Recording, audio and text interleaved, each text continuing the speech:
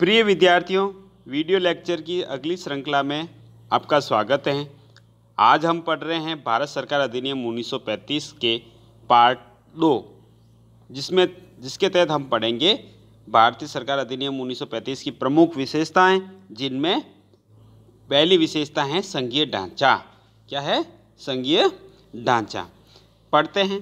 इस अधिनियम के अनुसार एक अखिल भारतीय संघ की स्थापना होना था। यह संघ भारतीय प्रांतों व रियासतों से मिलकर बनना था। रियासतों का सम्मिलित होना इनका वैकल्पिक था, यानी अनिवार्य नहीं था। यह रियासतों की इच्छा पर छोड़ दिया गया था कि रियासतें संघ में सम्मिलित हो या नहीं हो। इसलिए संघ के अस्तित्व में आने के लिए कुछ शर्तें थी, यानी रियासतें सम्मिलित हो सकती थी या नहीं हो सकती थी, ये भी उनकी इच्छा पर था। इसके अलावा अगर रियासतें सम्मिलित होना चाहती हैं तो भी इसके लिए दो शर्तें होनी थी, यानी जो संघ बनना था भारतीय प्रांतों और रियासतों से मिलकर बनना था, और इसके लिए दो प्रमुख शर्तें थी। इसमें क्या थी?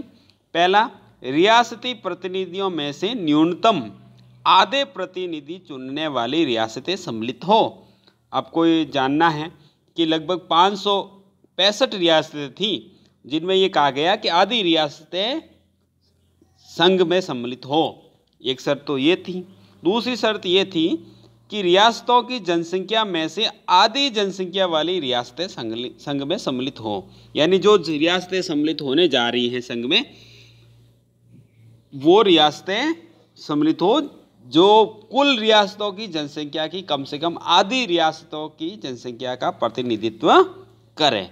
यानी ये था, यानी आधी रियासतें शामिल हो और आधी रियासतों में से जनसंख्या इतनी हो कि वह रियासतों की कुल जनसंख्या की आधी या 50% जनसंख्या का प्रतिनिधित्व करते हो। तो रियासतों का संघ में सम्मिलित न होने के कारण संघ कभी अस्तित्व में आया ही नहीं, यानी रियासतें कभी भी संघ में सम्मिलित हुई नहीं, यानी भारतीय प्रांतों के साथ इनका गठजोड़ हुआ ही नहीं। तो ये अखिल भारतीय संघ कभी अस्तित्व में आया ही नहीं। अब आगे बढ़ते हैं। संघीय ढांचे में संघीय कार्यकारिणी। संघीय कार्यकारिणी प्रांतों से दोहरा शासन हटाकर अब संघ में लगा दिया गया था। ये आप जानते ही हैं कि 1919 के अधिनियम से प्रांतों में दोहरा शासन या द्वैत शासन लाया गया था। अब वहाँ से हटाकर संघ में दोहरा शासन लगा दिया गया।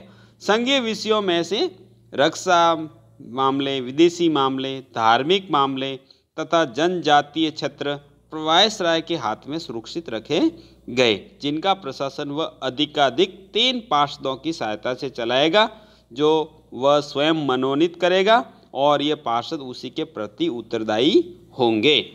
यानी संघीय विषयों को 2 भागों में बांटा गया, एक तो सुरक्षित विषय, दूसरा बाकी अन्य विषय।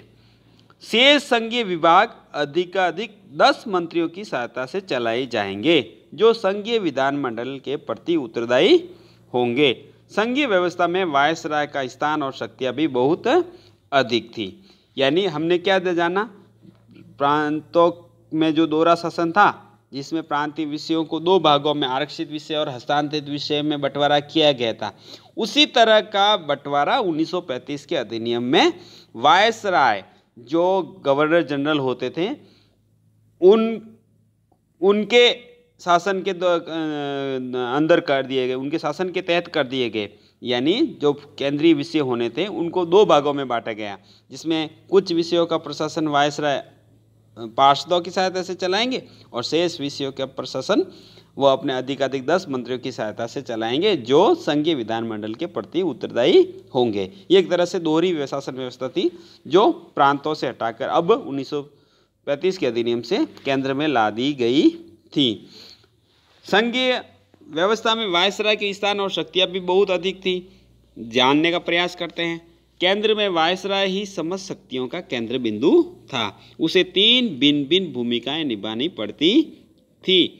जैसे एक, उसे प्राय मंत्रियों के परामर्श से ही कार्य करना पड़ता था, परंतु वह अपने व्यक्तिगत निर्णय से भी कार्य कर सकता था, और ये व्यक्तिगत निर्णय के विषय निम्नलिखित हैं, जिसमें देश की वित्त की स्थिति और साख की स्थिरता बनाए रखने के लिए, शांति स्थापना और व्यवस्था स्थापना के लिए, अल्पसंख्यकों, सरकारी सेवकों और उनके आश्रितों की रक्षा के लिए, अंग्रेजी व बर्मी माल के विरुद्ध भेदभाव से रक्षा के लिए, भारतीय रियासतों से संबंध व हित निर्धारण के लिए, यानी दो भूमिका। एक तीसरी भूमिका क्या थी, जिसमें वह कुछ विषयों में वह अपने मंत्रियों को पूछे बिना अपने विवेकाधीन शक्तियों से कोई भी कार्य कर सकता था। कौन सी विवेकाधीन शक्तियाँ थी? जिसमें वह रक्षा, विदेशी मामले, धार्मिक मामले, जनजातीय क्षेत्र के लिए उसे अधिकाधिक 3 कार्यकारी पार्षद नियुक्त करने थे। मंत्रियों की नियुक्ति और उनको भंग करने के लिए अपनी एक्ट बनाने व अध्यादेश जारी करने की शक्ति। इसके अलावा अमतापेक्षी मदों पर नियंत्रण, जो कि बजट का लगभग 80% था। गवर्नरों को आदेश देना और 2 सदनों की संयुक्त बैठक, अभिभाषण और संदेश भेजना, ये सब उनके विवेकाधीन शक्तियाँ थी। यानी जो वायसराय था केंद्र में, उसकी अपनी अलग बहुत अधिक शक्तियाँ थी, जो उसको प्राय 3 अलग भूमिका निभाने पड़ती थी। कुछ कार्य वह मंत्रियों की सहायता से करता, कुछ उनके अपने व्यक्तिगत निर्णय होते थे और कुछ उनकी विवेकाधीन शक्तियाँ होती थी जो बहुत अधिक थी। इन विशेष विभागों और आरक्षणों जो कि बहुत अधिक थे के अतिरिक्त से सभी विभागों का प्रशासन उसे अपने मंत्रियों की परामर्श की सहायता से ही चलाना था। किनको? वायसराय को। वहाँ पर भी वायसराय का व्यक्तिगत निर्णय हावी रहता था। वायसराय की इच्छा तक ही कोई मंत्री अपने पद पर रह सकता था। जब वायसराय की इच्छा नहीं होती तो वह किसी मंत्री को पदच्युत कर सकता था, पद से हटा सकता था। इसके अलावा हमने ये देखा, हम पढ़ रहे हैं 1935 के भारत सरकार अधिनियम के तहत संघीय ढांचा, जिसमें हमने पढ़ा वायसराय की स्थिति, है ना, या वायसराय के द्वारा केंद्र के विषयों पर प्रशासन किस तरह से वो चलाता है। अब हम पढ़ रहे हैं वायसराय के तहत ही या भारत सरकार अधिनियम 1935 के तहत ही संघीय विधानमंडल।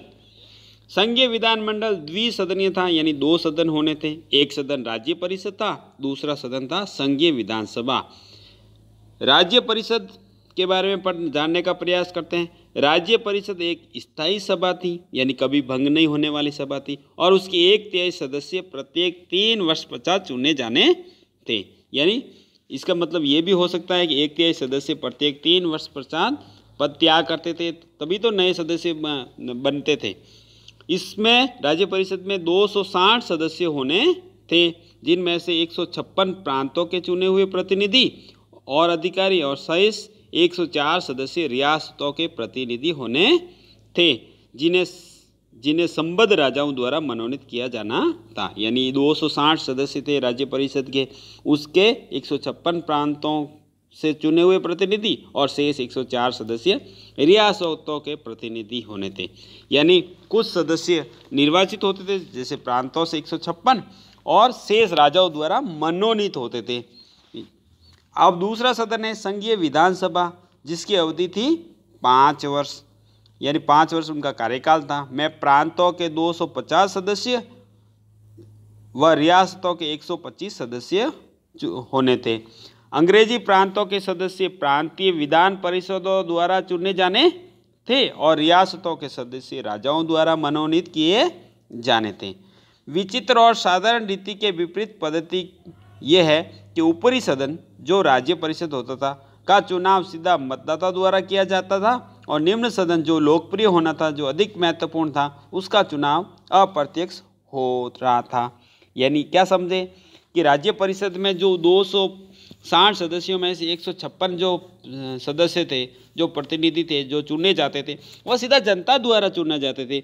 और संघीय विधानसभा, जो एक तरह से लोकसभा कह सकते हैं, उसके 250 में से 125 सदस्य प्रांतीय रियासतों के प्रतिनिधियों द्वारा चुने जाने थे, यानी एक अप्रत्यक्ष रूप से चुने जाते थे। यानी प्रांतीय सदस्यों को जनता चुनती थी, और ये प्रांतीय सदस्य 125 सदस्यों को जो लोकसभा में होने थे उनको चुनती थी। यानी जो लोकप्रिय सदन है लोकसभा, जिसे कह सकते हैं संघीय विधानसभा, उसमें तो जनता अप्रत्यक्ष रूप से प्रतिनिधि चुनती हैं। जो कम महत्व का सदन है, जिसे राज्य परिषद भी कहते हैं, उसमें जनता प्रत्यक्ष रूप से प्रतिनिधियों को चुनती थी। इसके अलावा भी क्या था, इसी प्रकार राजाओं को ऊपरी सदन में यानी राज्य सदन में 40% व निम्न सदन में 33% सदस्य मनोनीत करने थे। यानी राजाओं को, रियासतों को अधिक प्रतिनिधित्व दिया गया, अधिक महत्व दिया गया था। इसके अलावा विषयों का बंटवारा भी किया गया, केंद्रीय सूची, प्रांतीय सूची व समवर्ती सूची में। केंद्रीय विषयों पर समस्त भारत के लिए कानून बना सकता था और प्रांतीय विषयों पर यानी जो संबंधित प्रांतीय विषयों में जो प्रांतीय सूची में जो विषय दिए गए उस पर कानून बना सकते थे। इसके अलावा ये भी है कि जो अवशिष्ट विधान शक्तियाँ थी वो सब वायसराय में केंद्रित थी और वो बहुत अधिक थी। इसके अलावा इनको जो कार्य क्षेत्र था संघीय विधानसभा का वह सीमित था। विधानमंडल, सेना, वायुसेना एक्ट और नौसेना एक्ट, पारितोषिक न्यायालय एक्ट इत्यादि में संशोधन नहीं कर सकती थी। 1935 के स्वयं एक्ट में भी संशोधन नहीं कर सकती थी। इसके अलावा संघीय बजट का 80% अमतापेक्षित था, यानी उनको मत देने का, अपनी इच्छा जाहिर करने का अधिकार नहीं था। कुछ बिल विधानमंडल द्वारा पारित तथा रखने के लिए वायसराय या सपरिषद राज्य सचिव की सहायता या सहमति आवश्यक थी। यानी बगैर वायसराय की सहमति से किसी प्रकार का कोई बिल विधानमंडल में पारित या रखा नहीं जा सकता था। तो आगे वीडियो लेक्चर में हम पढ़ेंगे प्रांतीय स्वायत्तता। इस वीडियो लेक्चर में हमने पढ़ा संघीय ढांचा। धन्यवाद।